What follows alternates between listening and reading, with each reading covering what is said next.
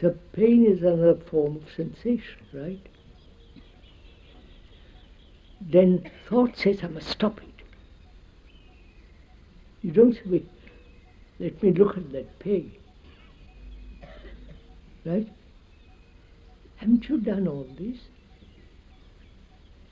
Let me, if I'm ill, which I've sometimes been, it's all right, wait till you feel, see what it means,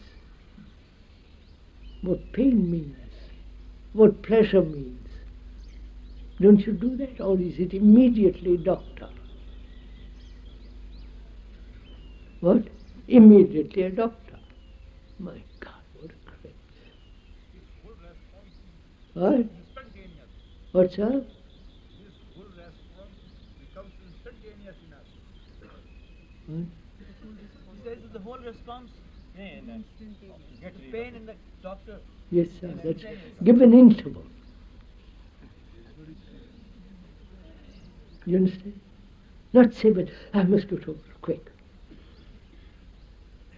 Give it an interval, a time. And you learn a lot from that. So I'm saying,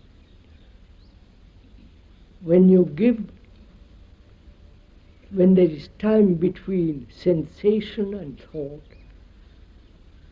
an interval, long interval, or short interval, you'll understand the nature of desire. In that there is no suppression, no transcending. So, if you have a car, and when you drive it,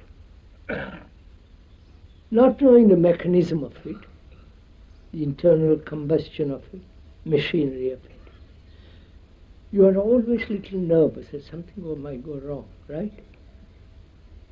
But if you know, if you have dismantled a car, as the speaker has done, totally dismantled it, don't get nervous.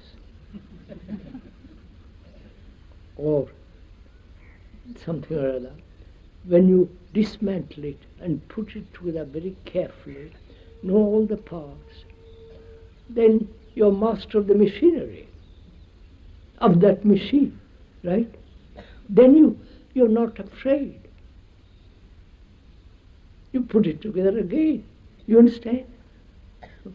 So if you understand the nature of desire, the way desire begins, then you're not afraid of it. Then you know what to do with it. Even if there